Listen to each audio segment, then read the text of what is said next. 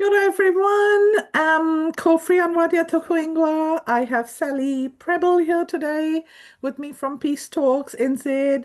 I'll get us going for our Kōrero today with a karakia, and then we'll do a little quick intro and get to know Sally. All right, so karakia te matanga. Manakitia teine hui, manakitia teine rupu, manakitia teine whānau. Tai noa ki teine kaupapa. Arahina na kōrero, arahina na patai, arahina na ture nei ki a puta ai te manatanga. Amine. So, welcome, Sally. Really, really exciting to have you here. I'm going to introduce you a bit, and then I would love to hear from you a bit more about yourself. Okay. So Sally Prebble is a child and adolescent communication educator, passionate parenting coach, and co-founder of Peace Talks NZ. She is also a mother of three, bringing both professional expertise and lived experience to her work.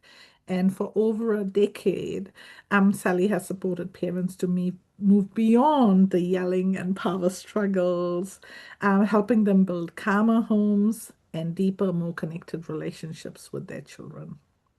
Her approach blends her deep understanding of NVC, which is nonviolent communication, neuroscience, practical tools and strategies, warmth and compassion to coach and support parents to parent with confidence and connection.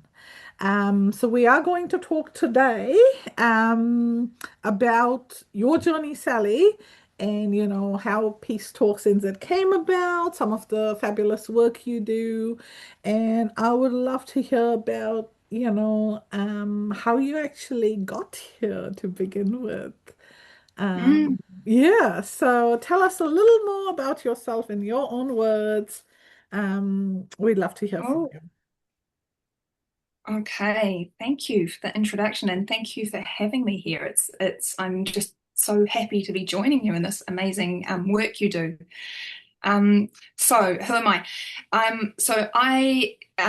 work with another lovely woman in Dunedin, and we are Peace Talks together, and we work with parents who are overwhelmed or struggling or just finding life with kids a little bit hard, like so many of us are. And we work one-on-one with people doing coaching and parent support, that kind of thing. And we offer courses and programs really just to help people move from that place of chaos and overwhelm to a more connected and peaceful place in their families. That's the goal. Awesome. Yeah. So, And yeah. yeah, no, no, you go ahead, you carry on. Well, you asked how did I get here? And I was just thinking, how Yes. did I What get was here? That's what a good question. what was the journey to creating Peace Talks? And I'll tell Yeah. you why I'm asking this because, um, I always get really fascinated by how things evolve, where things come from. Often it is that personal, you know, connection to something or personal interest in something or personal need for something. And I know for me personally, NATINA came about, because of that, because I was looking at how do I support myself initially, with the whole understanding of trauma. And I didn't even realize, that I was in one of those those nervous system states of Yeah. freeze, and that I'd been in, the fight sort of phase for years. When I kept thinking I'm doing fine, I always used to say I can always bounce back. And I don't think it was me bouncing back. I think it was me fighting and staying in that Mm. fight flight Yeah. state for years on end. So yeah, so I always think there's usually a personal sort of, journey connection to where people grow and evolve. Absolutely. Yeah. What's it been We're like all for sort of trying you? to help ourselves 10 years ago, aren't we? That's absolutely. Yeah, Yeah. so it is going back to when I had little children. I was so like, my eldest is nearly 17 now. So Wow. when they were babies, I was finishing my PhD in clinical Yeah. psychology, and I was kind of on one level coping, surviving, and on another Yeah. level, really not, really struggling. I, had Yeah. terrible insomnia for years, and I was, a lot of postnatal depression and just Wow. really, really struggling. It was a really hard time. And what I started to notice in my clinical training and also in the mental health support that I was seeking out for myself was there was a lot of focus on the individual brain or the diagnosis or what's happening inside the person. And I was also going through a diagnostic process with my eldest daughter. She has an autism diagnosis. So there was a bit of that sort of interaction going, a lot of Mm. interaction. And it was, yeah, this real focus on what is wrong with the individual and what treatment can we give the individual. And there was something inside me that was just, I don't know, a little bit pissed off by this and going, hang on, hang on. Actually, yeah, we are individuals, but we're in a system. We're in a system, a world that is not really supporting parents. And yes, I might be struggling, but I'm also not getting a lot of support and I'm not getting any sleep and I don't have enough hands and I don't have enough hours in the day and all of these things that we experience. And I became quite fascinated by that. Like what is it that is going wrong for so many parents? Because I saw this is not just Yeah. me. This is not, an individual problem. This is a real systemic problem. And I have a background in philosophy and political studies and sort of I was a policy analyst, so that was kind of my background, was systems thinking, big structural stuff. And so then coming into this real hyper focus on individuals just seemed a bit strange. Why are we just looking at individuals without the whole context? So that, yeah, my real interest in this work is how can we support parents in this world that is not set up to support parents, and it's really not set up to give our children the level of connection they need. It's really not set up to give them the deep, strong attachment that they need, because if we're not supported, then we can't do our job. We can't give them what their brains and nervous systems need to develop and grow as they're evolved to. So that's kind of the Peace Talks was sort of born out of this idea. And both Yorinda and I, Yorinda is my colleague, and we had both studied a lot of nonviolent communication, which is for those of you who don't know, it's a sort of deep communication approach, and it's used in all sorts of contexts, from hostage negotiation to diplomacy to mediations, but also really, really incredibly supportive in interpersonal relationships, and I believe really amazing to support parents to connect with their children. So that was our passion, is how can we bring nonviolent communication and our understanding of psychology and neuroscience and attachment and bring these things together and support parents to give the kind of loving, supportive, safe, nurturing homes that our children need. So yeah, that's how Peace Talks was born. Amazing. And where did your learning, so I'm really intrigued with NVC and I know a bit about it. And tell us a little more about it. Where did you sort of, study? Where did your interest in this emerge from? So I can remember well. I was at a homeschool camp once, and I was speaking to a guy. I think we were cleaning out some toilets together or something. And I was talking to him about I'm a homeschool parent, and so I often am running homeschool groups, and I noticed there was often conflict among the kids and among adults, Oh, yeah. both. It can happen in any group. And I said to him, "Look, have you heard any ways, any techniques, things you can do to support people Mm. if there's conflict? Like, how can we as adults stand alongside our kids and actually support them to work through conflict?" And he goes, well, I don't know really. There's this thing called NVC. I was like, And it just sort of sat there for years, and I didn't do anything with this. And then one day I was like, I think I'm going to look that up. That's kind of interesting. And so I just looked it up on YouTube and found Marshall Rosenberg, who's the founder of NVC, and I binge watched, like, I don't know, however many 100 hours of lectures there are. I recommend, if anyone's interested, there's a lot of free resources there. You can spend Yeah. many happy hours watching Marshall and other people. Um, so yeah, that was where it started. And from there, I studied and studied and studied, and I was just fascinated by it. And I think what I find so interesting about nonviolent communication is it's disarmingly simple in a way. There's a real simplicity and elegance to it. It's just there's quite really sort of simply defined ways of approaching how we think and how we train our awareness and how we speak to each other. Uh, but it's a real art, a real practice. The longer I study it, the more I think I need to learn. Um, but the thing I love is that it really brings hope to me that when there's a conflict, when there's a challenge, whether it's with another adult or whether it's in the home with your child, that this is just the beginning, that this is an opening, a possible way into deeper connection.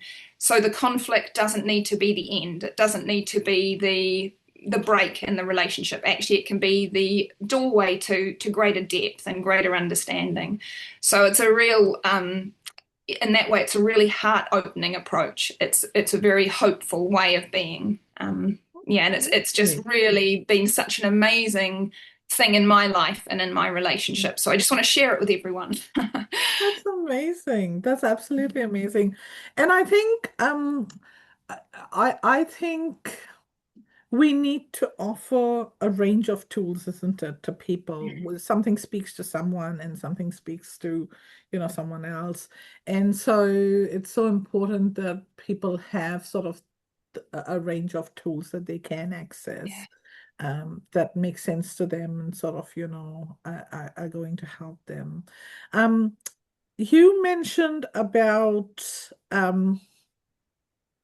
the work you do and really looking at how we can show up better as parents, how we can connect to our kids better and, build that capacity for connection better. Um, what are some of the insights that, over the years you've learned in terms of building that capacity and energy for us as parents, as individuals, to show up as our best selves? How can we do that? And this is really about us as the individual parents, isn't it? Um, yeah, how are we showing up? Or how are we resourcing yeah. ourselves? How are we, understanding ourselves and our needs better, I think, in some ways, because we don't even always understand our needs. And I know personally from my journey, um, I lacked self-awareness. So I lacked self-awareness about my own needs. As a parent, you often are just caring for everybody else. You're putting everybody else's needs, first. And so you keep going and going and going until you sort of break down and then you think, what's happening? How do I pick myself up? How do I, get back and manage? And so you almost sort of fill your bucket when you've totally emptied out. And so I think that self-awareness for me now has meant that I keep filling my bucket before it's, hit the empty and Yes. make sure that I'm full so that I'm actually not functioning in that, worn out, fatigued and exhausted sort of state. So what do you think parents could be doing to build that capacity? I really love the way you articulate that. And yeah, I am very much in alignment there that perhaps the key thing is building our self-awareness or our connection to ourself, our awareness of what's happening inside us. And this can go for all sorts of reasons. So it might be that this was part of our upbringing to to not notice our needs, that maybe our needs weren't cared for as children, our parents didn't have the capacity to teach us those skills or to give us the connection and the affection that we were longing for, all sorts of reasons. And when we reach this point of having children and they are right there with all of their needs on the surface, and children just are come into this world advocating for their needs. They come right out asking for what they need. This is what a baby does when the baby is crying. It's just saying, this is my need. And this can be incredibly confronting and overwhelming if you're not in touch with your own needs. You may not even be in touch with your feelings, your emotions. I remember when I first started practicing nonviolent communication, the only emotion I was really aware of was anxiety, and I could feel that really strongly. So I knew my anxiety lived here, it felt like this, but that was about all I could really name and notice.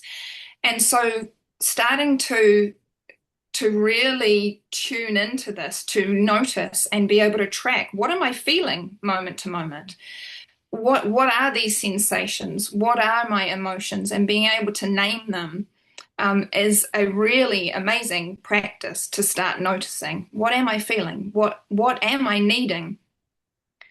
And so one really simple exercise I often get people to do, this is just something you can do if you're listening to this and this is a problem for you, is you can just set a little timer on your phone to come up maybe 2 or 3 times a day, and that just says, what am I feeling? What am I needing? And pause and just close your eyes for 30 seconds and see if you can notice. And maybe at first you won't notice much. Maybe you'll just be like, I'm just feeling numb. Yeah. Okay, you feel numb. You feel numb. Maybe where do you feel the numbness? Do you feel it in your face? Do you feel it in your throat? So what we're starting to do is we're rebuilding the neural circuitry to even notice what is happening inside me. And then the next step we can build in is, what am I needing? What does this numbness point to?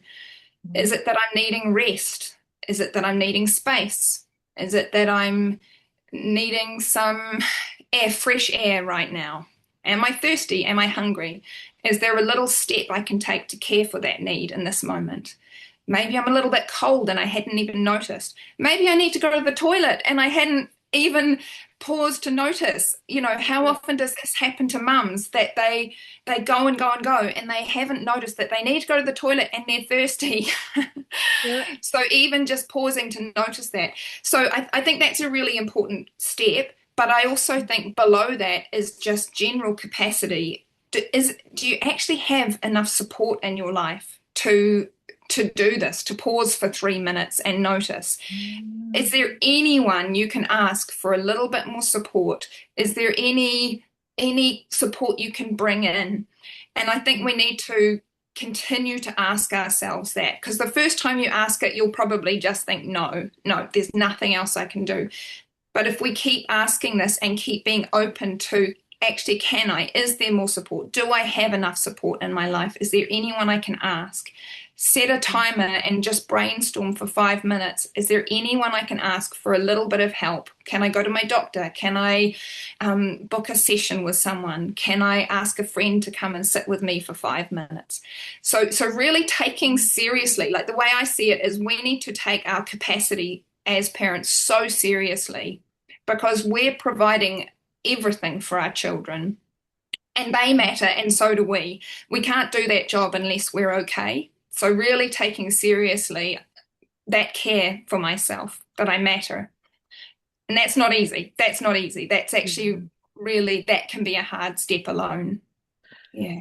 And I think one of the things you said about, what support do I need? And is there anyone you can ask? Is there anyone you can sort of go to seek help? I think sometimes we don't actually put enough thought into it, but also I think sometimes we look at it quite narrowly, because when you think about support, like for me, I used to think when my kids were really little, all I would think of was family and friends. That's all I thought of. until I remember I was having a real breakdown and I was desperate for help. And I eventually fixed the appointment with the GP, and I was like, I'm going to go see my GP. It was the first time I had thought about asking for help outside of, that inner circle you usually have, sort of friends and family. And the other thing, tell me something, and this is something I've found over the years, often everybody's so busy. And I think one of the reasons you don't ask for help, I don't ask for help, is because I'm afraid someone might say no, or I used to. I've become very forward in asking for help now. Like if you don't ask, you'll never know. And that's shifted. That has shifted. But I know years ago, I wouldn't feel comfortable asking for help. I would feel like I was failing if I needed to ask for help.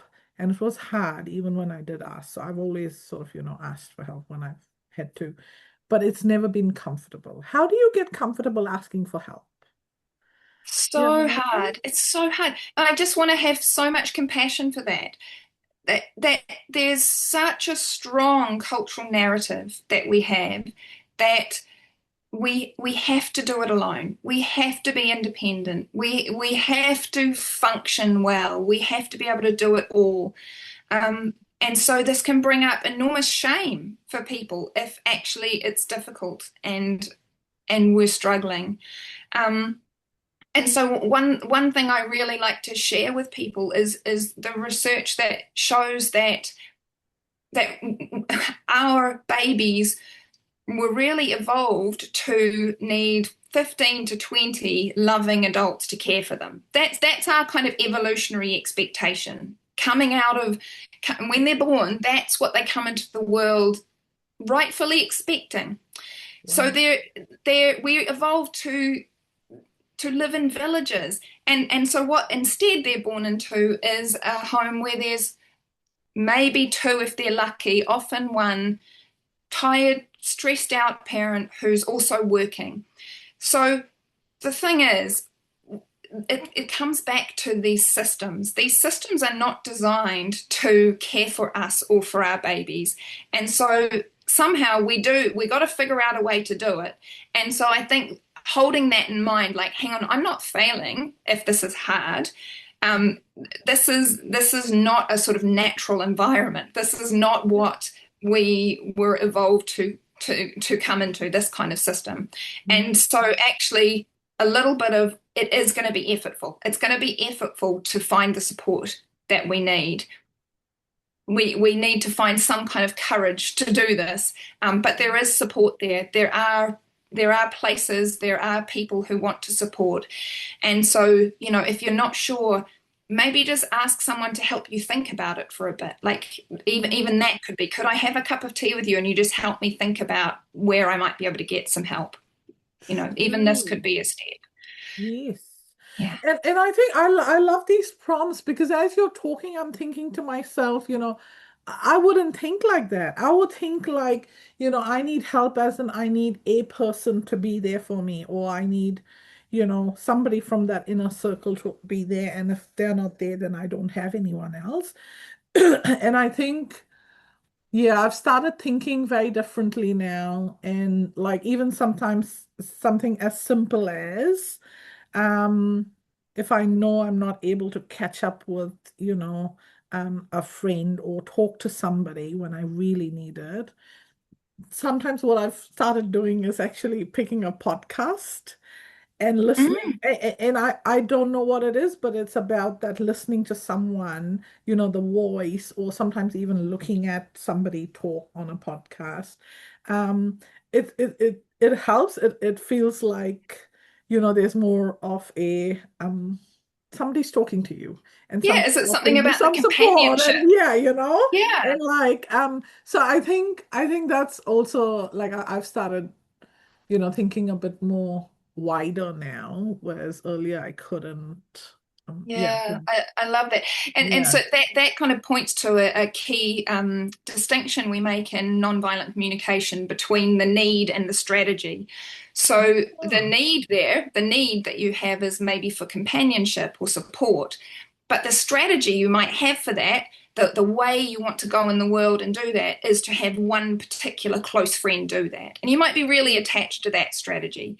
But actually, there are hundreds of different ways to meet the need for support. You could put a podcast on, you could go and talk to your doctor, you could, ring your mum, there's, lots and lots of different ways.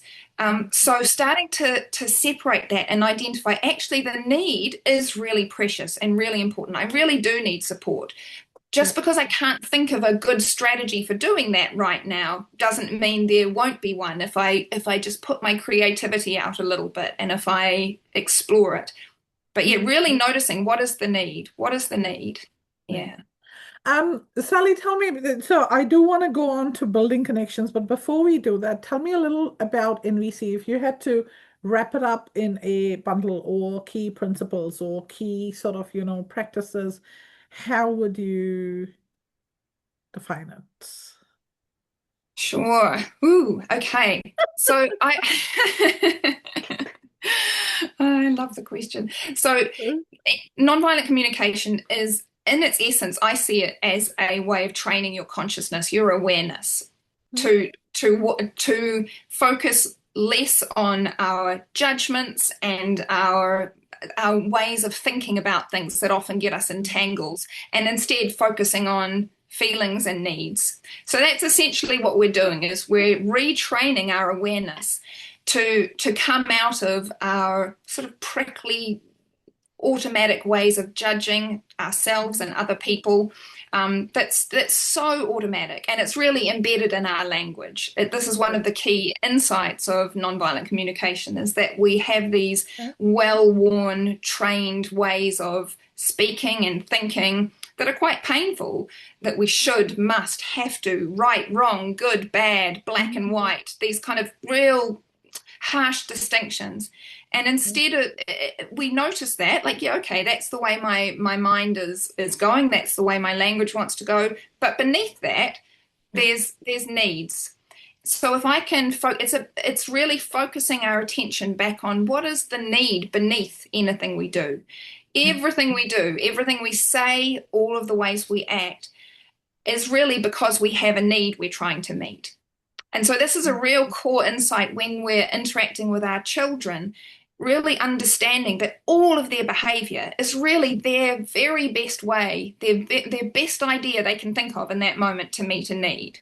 So it might not be a great way of meeting that need. They might really, my son might think that banging a pot and running around and spraying paint everywhere is a really good way to meet his need for connection. I'm not sure it is, but that's why he's doing it. So if we can understand the motivation behind our own and other people's words and behavior, it's a much more compassionate lens on the world. And it's actually a much more restful way of understanding what's going on around us. It makes the world starts to make more sense.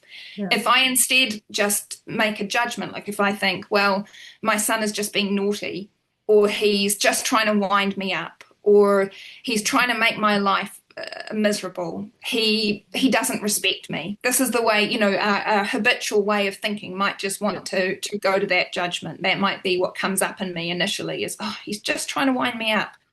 So Yeah. if I can pause instead and start to guess, what is the need? What is driving this behavior? Is it that he really wants some affection and connection? Is it that he's quite bored and he's wanting some stimulation? He's wanting excitement. Is he wanting some joy? Is he feeling really uncomfortable and he's trying to relieve that, give himself some kind of relief? So this is at essence, we're retraining ourselves to notice with real compassion and care our own and other people's needs. Yeah. Amazing. And as you were talking, I was thinking it really comes down to sort of um the stories we tell ourselves, the narratives, the beliefs we hold on to, isn't it? Yeah. That sort of we use to then jump to conclusions or presumptions. and judgments. And if we can hold those off and then really look underneath, um, yeah, it makes so much sense. And I think the other element that you talked about was the language. The language is so important because Mm, again, language impacts how we think and the trajectory of our thinking, isn't it? So yeah. probably reframing some of that language is so important as well. So thank Yeah. you for that. That was really, really neat. And my next question is around building connections. Mm, So I know you've talked about how essential it is that we build good, strong connections with our children. Um, how do we do that when we are ourselves sort of struggling with competing demands, when we are sometimes even misaligned with our children's needs and our needs, and or their values and our values, and their priorities, our priorities. How and where do we build those connections? Because I mean, building connections, lots of great ways to do it, and it's all good to do when things are going well. But when the mm, wheels are falling off, you have children who are very different from you, or whatever ways, whether it's the personalities, whether the way they see the world, engage with the world, or sometimes you'll have different ages and stages that children go through. And if you're really struggling, how do you then build those connections? mm, And I know often people say sometimes there will be times where you will not like your child, you will love them, but you may not like them. So how do you build connections when you don't always necessarily like your child mm. and you're in that phase where, you're sort of in different spaces? Yeah. It can be so painful, so hard because yeah, and we can get into this real spiral with kids, this real sort of self-defeating loop where they're acting out in ways that are really challenging and really overwhelming, and we react to that, and they may feel upset, hurt, distressed. They start acting out more. Our Mm, capacity is impacted. We're exhausted. We don't want any more. We've had enough. That impacts their behavior. So we start on this really vicious cycle. And what I guess sort of mainstream or traditional approaches to parenting say is, well, focus on the behavior, set a firm boundary, punish and reward, get the behavior to stop, and then come in and give the love and connection as a nice reward to, really treat them for behaving well. Now, the problem with that is this is we are like our children's soil. If children are like plants, we're the soil. We're the safe place that they need in order to grow. And that soil needs to be consistent, and it needs to be there all the time. You can't just take the soil away and then give it back. The plant isn't going to thrive. mm, And so much of our children's reactivity and behavior is really them working extremely hard to bring us back into connection with them. It doesn't always look like that. It can look quite alarming and quite frustrating, but so much of it is really them trying to pull us back in. They work really, really hard. Children will work really, really, really hard to bring back our connection to them, even if that means that they're just getting told off. That's okay. Well, that's something. That's something. Better than being ignored. Better than mum or dad being on the phone. Um, so it's the loop. We need to turn the loop around. Basically, the answer is we need to go back the other way and give and give and give the connection, mm, which then reduces the reactivity, which then gives us a little bit more space and breathing room which then allows us to connect a bit more, which reduces the behavior, and you can start a feedback loop in the other way. So that's the good news is, yes, it does work in the negative direction to take us further and further into a spiral, but it can go the other way. We can turn it around. So there's all sorts of ways that we can be really conscious about low energy, really effective ways of connecting with our children in little bits that are not super exhausting for us before they've asked for it, before they've even asked for it. Yeah. I love to share ways with things like really simple ways, like if every single time you see your child, every time you come back into connection with, like literally come back into contact with them during the day, if you smile, make eye contact, reach out to touch them, speak in a warm voice, and you make this your conscious practice. Every time I come back into contact with my child, I'm going to do this. I'm going to smile. I'm going to look at them. I'm going to touch them. I'm going to ask them how they are. So this is a practice Gordon Neufeld refers to, and about really bringing your child back into connection with you. And it's so effective. It really is effective because you're getting in first. You're getting in before they start the winding up or the demanding the attention. And the problem is, once a child is working for it, once they're activated and they're working, their whole nervous system is activated, they're working so hard to get you back. It's very hard to settle them. Whatever you give them at that point, it's kind of like, yeah, well, it doesn't count because I asked for it. So if we can get in first, if we can give the connection they need before they start asking for it, if we can give them a little bit more than they're asking for, they want to hug them a little bit longer. This can really go a long way. But I do want to acknowledge what you said right at the start of that, which is, what if you're not feeling in capacity? And this is important. So this is why what we were talking about before, the capacity bit, is so important. Because if I'm not feeling self-connected, if I'm not aware of my own needs, it's going to be incredibly hard to connect with another person, even a sweet child. It's going to be really hard. So that's the first bit. Care for yourself, and then come in and see if we can really focus on this connection, but really consciously for a month or so. See what a difference it can make. Yeah. That's actually quite amazing. As you were saying, it doesn't count because I asked for it. It's right though. Like, think about this. Like, if you think for yourself, right? If you go up to someone and say, "Look, I just really want you to tell me that I look good today," and then they go, "You look great today." Well, I asked you. We know this. But with our children, it's hard to bear that in mind. That if they've asked us, if we've only hugged them because they've asked us. Yeah. If we've only come at, "Mum, will you read me a story?" Okay. And then you're like, "Well, like, I read them a story." Yeah, but it didn't touch the place of, do I matter? Yeah. Do you really want me in your space? Because this is what's always going on in a child. They want to know that you want them in your space, that they matter to you. That's Sally, I was cracking up because I've said that to my husband. I've said it doesn't count now anymore.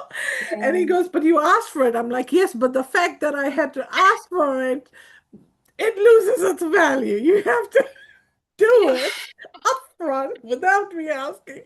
So it makes me really laugh. But there's so much truth in it. There's so much truth in it, and I think when I look at it from sort of that nervous system lens of, feeling really safe and seen, heard, and supported, comforted, um, I think, yeah, as parents, that's something we've got to do more proactively for them, isn't it? Yes, Rather than we're just wanting caregiving. And I think, like,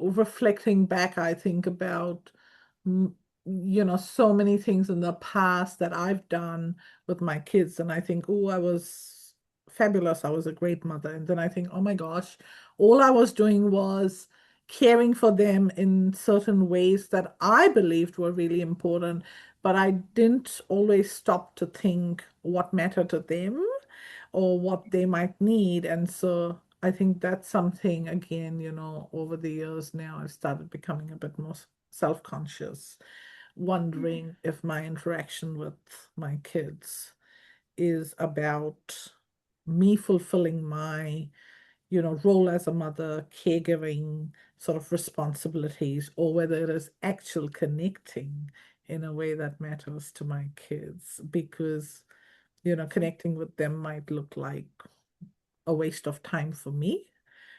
So I've often thought, oh my gosh, this is like not important. Um, I'll be wasting my time if I do this. Instead, I need to be doing this for them and that for them. But actually, for them, what matters is this little bit. That might Mm. seem like a waste of time for me. So I think I've had to really shift that perspective of mine. And I Yeah, used I to love get the really, way really, you name that of the feeling safe, feeling seen, feeling heard. Yeah, like creating that kind of warm, safe nest, which for children is connection with us. That's it. That's their nest, mm, that their nervous system can rest. And that's what we mm, want, because when our children's nervous system can rest, then they can learn, then they can yeah, be cooperative, then yeah, they can go into that real social engagement state where they can actually start to mature and learn to share and all mhm, these things. We think of these things as skills we need to teach our children, but no, mhm. this is just the natural maturation that happens when children are in deep, safe, loving connection with their caregivers. I love Yeah. that. I absolutely love that. That it's the natural maturation, not skills that were necessary teaching. And it does make sense, isn't it? Because it's something that emerges, so to speak, when they've got that safety and they've got the space to be their authentic selves. Um, some of the things that I felt were important as a parent for me to build connections was, going out, doing things together. And I actually realized, like, for one of my kids, that wasn't really connecting. That was a chore, that was difficult. And for him, the connecting was actually sitting with him on the couch, doing something next to him. And that was real connection. Or for my youngest son, it was literally just playing board games. And that was his way of connecting. I'd be like, let's go out, do something. He'd be like, no, no. And every time he's initiated something, it's like, do you want to play board games? Do you want to play? And I've learned now that when he goes, do you want to play board games? It's a way of him wanting to connect. And so Mm, I think this is the other thing, isn't it, that we have to um, start thinking outside our little box and our little yeah. preconceived, notions and ways of connecting, because, we'll connect in different ways and our kids might want to connect in different ways. Mm, And so really making sure that we are really listening to what they want, or mm. seeing the way they make their bids for connection with Yeah, us. I really appreciate that you name that, because I think we can get this really overblown, overcomplicated idea of what it means to have a relationship with our Yes, children. Maybe from Hollywood, or I don't know, this sort of idea that it's got to be these big outings and big yes, presents and impressive Instagram reel kind of moments, and my hair has to be done and everyone has to be in matching outfits or whatever it is.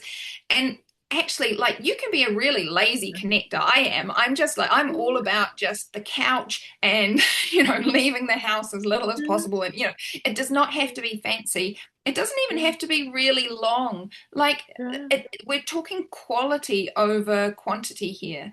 So, yeah, 5 minutes of sitting beside your kid while eating breakfast, having some jokes about the cereal and looking at each other and touching their hand. yeah, Man, that's huge. That yeah, you've just given such a gift to your child. So mhm, it's really about presence. It's about I've put my phone down. Yeah. I am present with you. My whole Yeah. attention is on you. And for a child, that is just everything. Like that you are giving them your full Yeah. attention. There is no better gift for a child. Like Yeah. you're really special. You're really, really special to them. Yeah. Yeah, it's Love everything. It that. is not, it's, yeah, it's easy. Let's go easy and lazy. No, you're absolutely right. We do overcomplicate things, and there've been times where I've gone, I need to do this, or I need to do more of this, or oh, we've not done this. And then, I will have one of these lazy moments, like you say, and I'll actually realize, oh, actually, this is quite nice, isn't it? Like we're just doing the connection. I don't have to step out. I don't have to, plan a whole lot of things and do a whole lot of things. So yeah, I think that's a real good reminder for us to not overcomplicate things and make sure those little bits of connection are happening, across the day. And yeah. Um, Tell me something about, you've talked about the importance of community, to build sort of capacity. Um, Connections, having those collective networking opportunities. Um, Tell me a little about how you work at Peace Touch, because I know you offer courses and sort Mm. of that spaces to connect. Is that something sort of parents stay on after they've done the courses with you and things like that to connect, network? Are there other spaces you think really valuable for parents to connect? I mean, I know for me as a parent of children who've had, a range of disabilities over the years, I've connected a lot with Mm. parent support groups, and I think they've been absolutely invaluable in just finding a space where, you're seen, you're heard, and no matter Mm. what, you're coping with, you are valued and validated, sort of, It's so so they've important. been Yeah. so important. Um, but I've always been in those spaces as a parent of a child who has different disabilities, right? So that's kind of become my identity, a parent of disabled children. Mm. In general, for parents who may not have, any other additional needs, I think that community is still important, isn't it? Because we are the ones who have to do so much of that caregiving, connecting. So where do you think parents can connect and find some of that, Yeah. So support? yeah, I'm really with you on that connecting with other parents is a really important way to get that support, just to be able to share your experience and be heard and understood.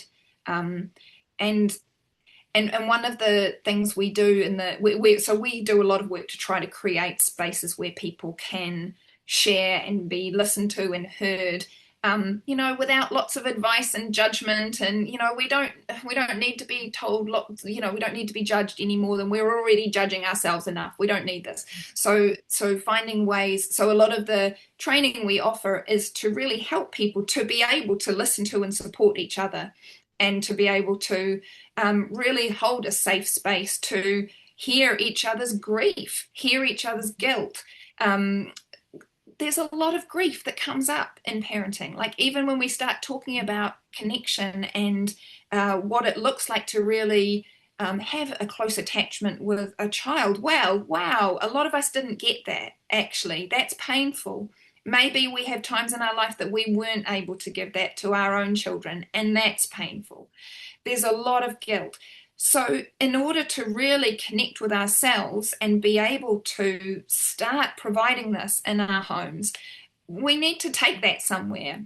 We need to share that. And in community, when we're together, it something shifts a very different way when we're just sort of on our own trying to journal. This is all good work, but doing this together and sharing our stories and being heard and witnessed and hearing, oh my gosh, other people are going through this too, is really special. Mm. So in our we have an 8 month support program that we run called From Chaos to Connection. And it was a real balance of what we were really trying to find a way, how can we really support parents who are overwhelmed, who can't easily leave their house to come to lots of courses and stuff. It's hard. We get it. It's really hard. And at the same time, give them personal support and community. And so the balance we've come to is a hybrid where we have video recording, where we teach you all the stuff you need to know and you can download it and watch it in your own time.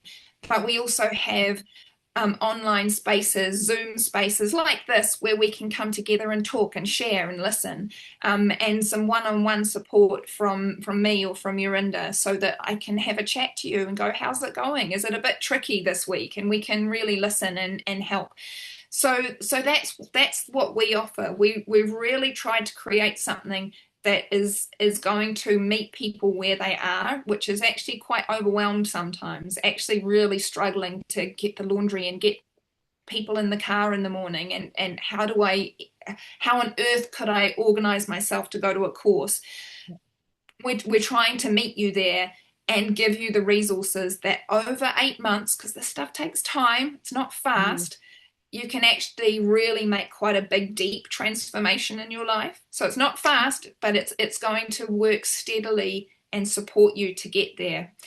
Because I Amazing. think a lot of people want to make a big change in their life. And so we want to support people.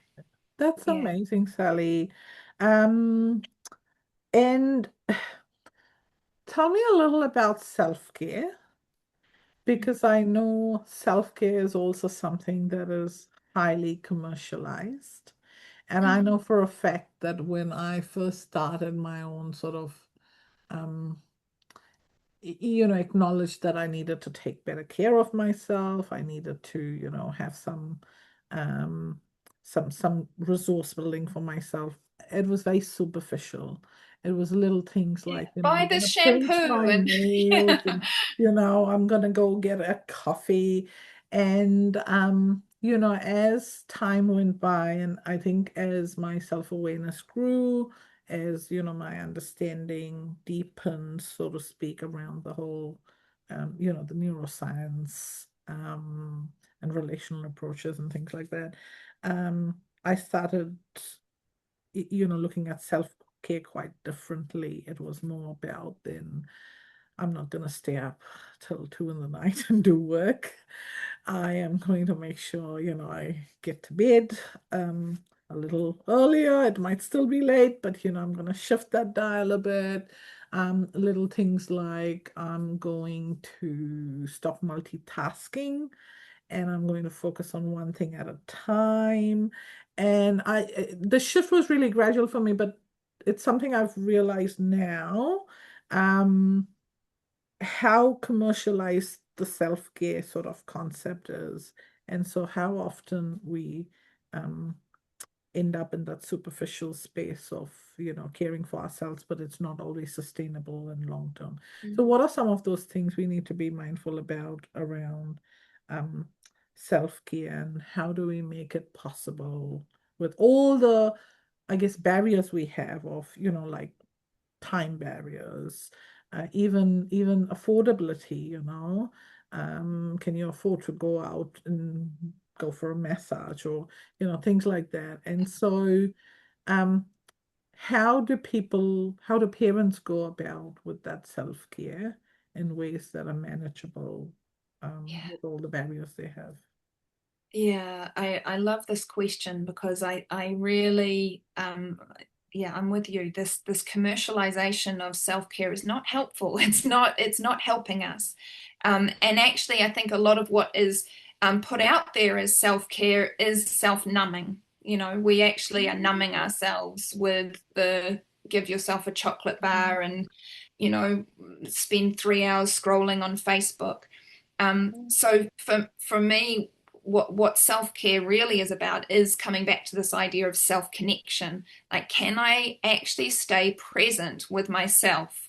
Can I Mhm. actually notice what's happening inside me? And for some of us, this really means waking up a nervous system that's very shut down, or starting to notice sensations that have been completely numbed from our Mm. own trauma or our own emotional neglect that we've gone through, just years, decades of not noticing what's happening in ourselves. So Mm. actually the act of care for me, in the same way that I said sitting across the table from my child and turning my attention to them is this incredible act of connection, actually turning my attention inward and noticing myself is an incredible act of care. When I start doing this regularly, then I can start to build little acts, little actions to actually care for myself. But I have to notice first. I have to notice what's happening. So I have to take a moment to notice, actually, my body is feeling a little bit chilled and a bit uncomfortable right now. I Mm. might get myself a hot water bottle. I might put a blanket around my shoulders. I might move my legs because I hadn't noticed that I hadn't moved my legs for an hour and they're getting cramped. So that's where it starts for me, is this real conscious practice of self-awareness and self-connection, noticing what do I feel, what do I need. So I have a I don't know if you'll be able to see this, but I have this lovely needs chart. Ugh. Amazing. Um, I can send this to people if they want Yes. it. But it's really, having this kind of resource really helps to start rebuilding our vocabulary, these feeling words, to know a few more feelings than just sad, happy, and angry, that Yeah. we can actually start to describe our emotional experience with a little bit more nuance, and look at the chart for a few minutes and going, actually, I'm feeling really agitated. Yeah, I am. I'm quite agitated. So building Mm. our emotional vocabulary and building our needs vocabulary. What is it that I need right now? I really I have a need for something, but I don't know what it is. And so you can actually have a list and look through and just see what jumps out. What you know, Yeah. these resources can really help you to start noticing what's going on. Yeah. Yeah.